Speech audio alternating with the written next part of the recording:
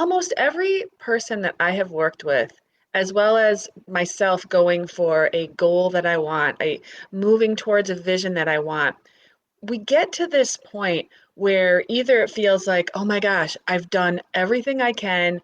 When's it going to happen already? Why isn't it showing up? Why is this so hard? Or something really major happens, like something really big where it's like, I can't see my way through this. I think this means it's over for me. It's not going to work out. When you get in that place, there is one thing that I tell clients, and it's just crazy the types of reactions I get. And so let me tell you what the thing is that you're going to want to do. And it's basically the title of this, and then I'm going to share a little story. So when you get into that place where you've done everything, you like if you're with a coach, you're following what the coach is saying, you're following through on all the actions. If you're not, you're going with your intuition, you're going with your project plan or what, whatever you're following to take the action to move you forward. When you get to that point where you're like, I know that I'm doing everything I can. I'm taking the steps, I'm doing it. It's not working. Like I can't, there's nothing more I can think of. When you get into that spot, the thing, and it's kind of like the one and only thing you can do, and I stumbled upon this by accident, but it's really some kind of a universal principle. I'm not exactly sure what it's called, but it seems to be a truth in the universe because I've tested it since then and it always rings true. It always works. And that is to look at the situation you're in, whatever situation is that you are in, that you are trying to move from. Because let's face it, for whatever we want, there's something in our current life that we're trying to move away from to receive it. So even if it's like you're trying to manifest an amazing trip, well, that means that the way your current life is, it doesn't have the space, you don't have the money or whatever to go on that trip right now, or you would, right? There's something that is in your everyday life that is keeping you from being able to just, oh, I want to do this trip, I'm going to go do it.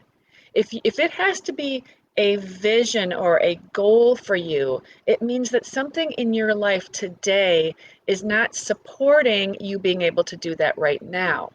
Hence why it's a goal, hence why it's a vision, and you're moving towards it. So the first thing you need to look at is to really accept exactly what your experience is right now. To actually stop and say, okay, if nothing were to change, if I were to never receive this goal, how can I be happy in my current experience right now? And when I say that to you, it's really important that you feel into this for yourself. How would that feel to you if someone said that to you? I actually had someone say to me that you're basically asking me after all this work to let go of my dream. That is not what I'm asking. That is not what I'm asking you to do. I'm asking you to accept everything about your life now and to actually embrace it and to actually love it and to actually appreciate it and feel gratitude for it. Because what I've discovered, again, going back to this weird, funky universal principle that works every single time, is that until you can actually come to that level of acceptance, you can't actually have the thing. And so I'm going to share a story from my life, and it's a really vulnerable story. And I've shared it with private clients, but I don't think I've ever really shared it in a forum like this. But it so beautifully illustrates this idea and principle that I do want to share it for you right now. So when I was trying to conceive my son, my husband and I were fairly newly married. We'd been married for a couple of years. We got married a little bit older. So we knew we wanted a family. And so we were really like pulling out all the stops to get this family going because of our age. And so it was one of those things where we had the goal, we had the vision of the family. We wanted a child, we wanted to conceive the child.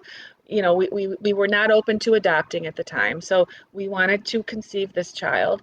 And so we were doing everything we could, following all the guidance, reading the books, talking to friends who did, certain, acupuncture and, different things to try to help the process along the way.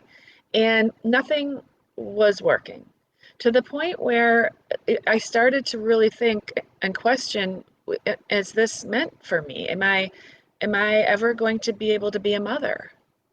And I'll never forget, it was right before Mother's Day, actually. It was the week before. And I had started another business. It was my very first business. I was a personal trainer.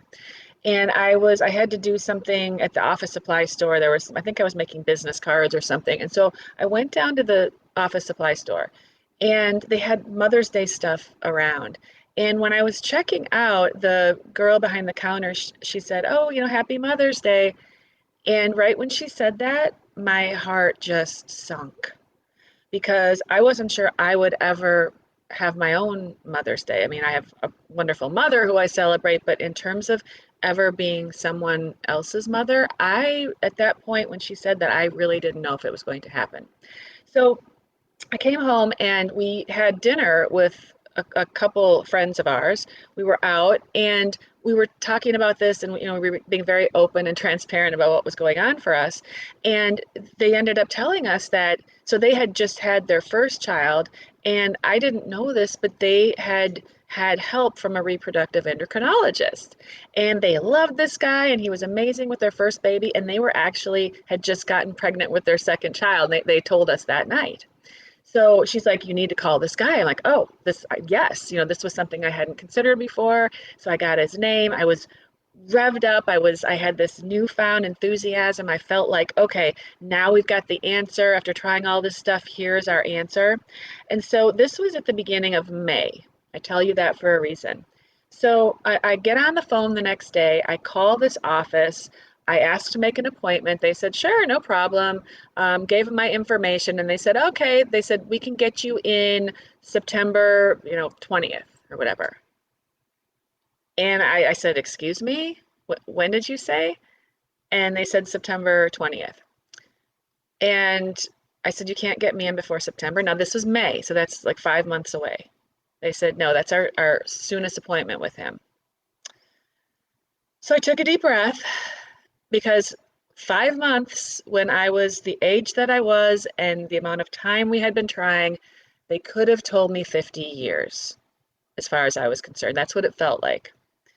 And so I took the appointment, and I am not exaggerating at all. I literally took the appointment, hung up the phone, and dropped to my knees. Like I collapsed to the floor.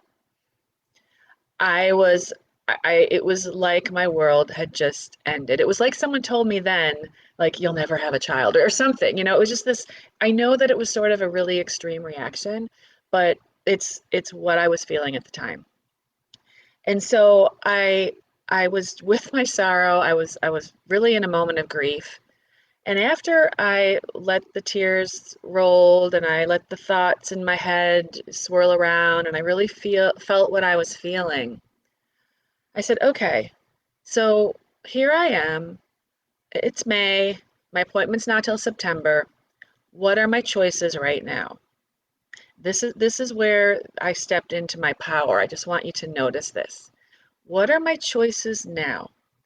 And what immediately came to me when I asked myself that question was, well, you can be miserable between now and September.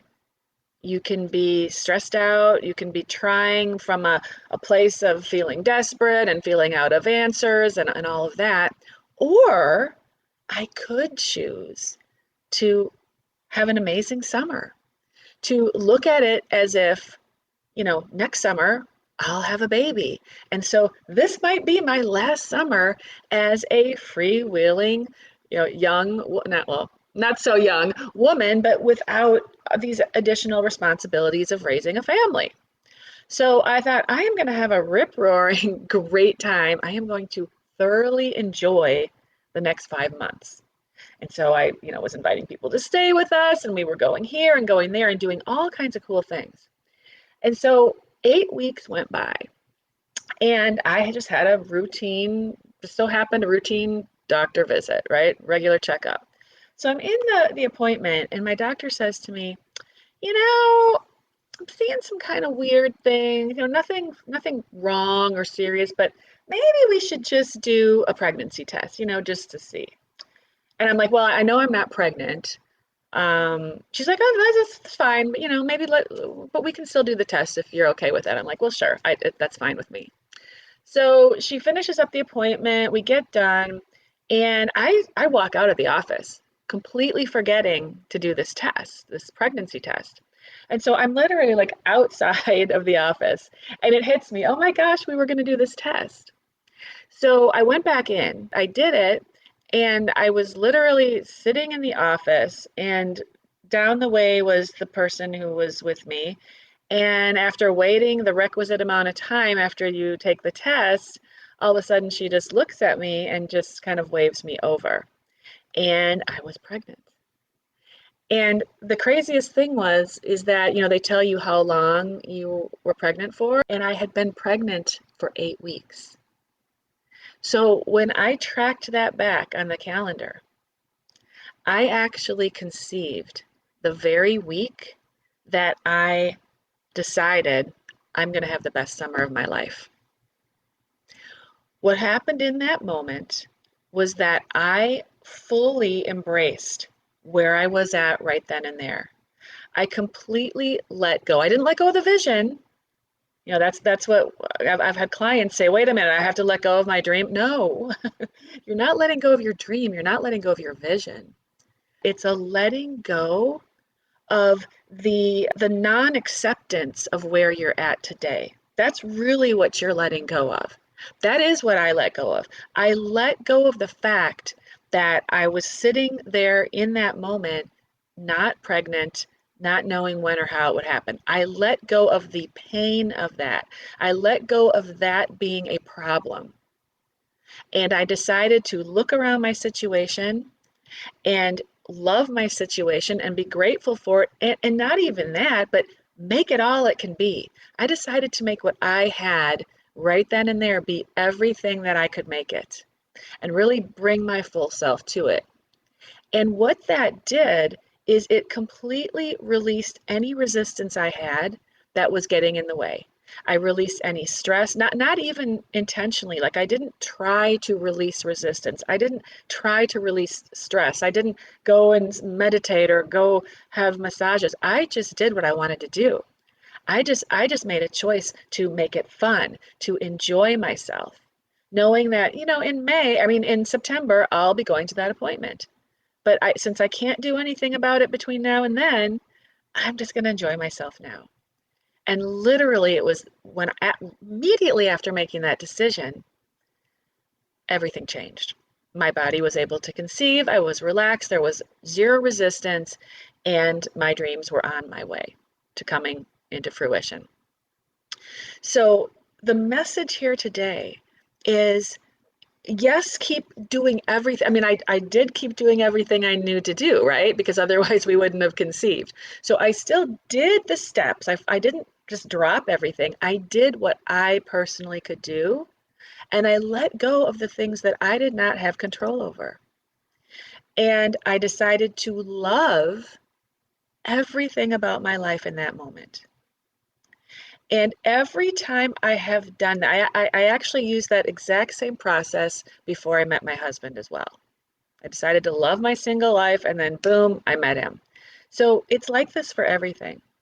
It really is a life, worldly, universal principle that I'm sharing here, is that when you want something so desperately, that desperate feeling creates a resistance. And that resistance, it's like a force field, and it keeps what you want away from you. And I have tried to release that resistance by doing things like meditating and getting massage and trying to consciously relax and things like that. And that may work for you, and if it does, that's great. But for me, it wasn't working. It wasn't until I said, what if, what can I do in this situation? What are my choices? So that's a great question to ask yourself. And then you look at your choices and you say, okay, I am going to just fully throw myself into life as it exists right now. And if things come up along the way that I can do for my vision, I will certainly take those steps. But that's not the point of what my focus is going to be right now. My focus is going to be on really enjoying, loving, and appreciating my life right now. And when you can do that and make that the focus, being present to your life now, while taking any inspired action steps that come to you, that is when the resistance drops, and that is when you literally can have something happen that you want in an instant. Like, that's when time disappears. That's when there is no waiting. So I share that in the hope that you can find a way in your own life, or whatever the thing is that you want, whatever it is that you're striving for, that you can find a way to fully embrace the life situation that you're in that is the thing that you're trying to get away from.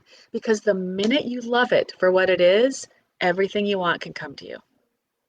And it really does come down to that. And it really works fast, and it's really quite miraculous and amazing. So that's pretty much the message today. Oh, and by the way, while we're sharing here, I wanted to let you know that I have opened up a brand new program. I'm super excited about this. It's called Unleash Your Money Voice. And while we're not specifically talking about money in this message for today, about surrender and really embracing and appreciating what you have, when you can embrace what your life is and really love it, that's just sort of a version of really embracing yourself and really loving yourself. And that's what the Unleash Your Money Voice program is all about.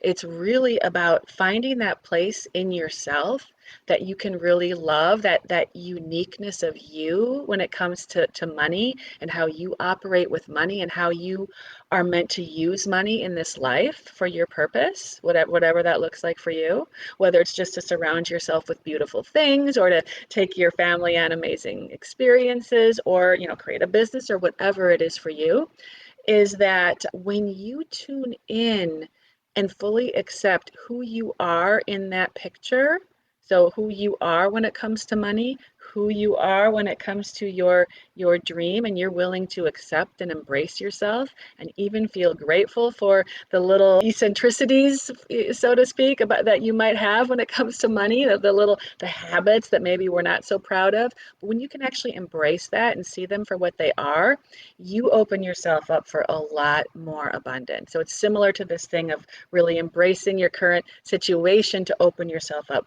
to more, the bigger vision that you have. So it's a similar concept in that program, but we're specifically looking at ourselves through the lens of the sacred money archetypes, and specifically what your unique combination of the archetypes are. We look at the top 3 sacred money archetypes, and we also take a little bit of a look at the bottom one too, because we get good information from the one that scores the lowest for you as well. So if you're interested in that and you want to check that out, you can go to ishinewealth.com/money voice. That program is starting in 2 weeks from tomorrow. There is a little bit of prep work because there's a money quiz you'll want to take so that you know what your archetypes are, and then we will hit the ground running with the program. It's a 3-week intensive, so it doesn't take a lot of time. We're going to go deep in 3 sessions live, where I will take you through processes and visualizations, as well as doing spot coaching, laser coaching with you, so that you can really embrace how you are with money and start using it in a more powerful way in the world. So if that's interesting to you, then go ahead and check that out at ishinewealth.com/money voice. Until I'm back with you again, take care, stay well, enjoy this beautiful holiday weekend if you're here in the United States, Independence Day, and wherever you are, have a wonderful, beautiful weekend. Take care, everyone. Bye-bye.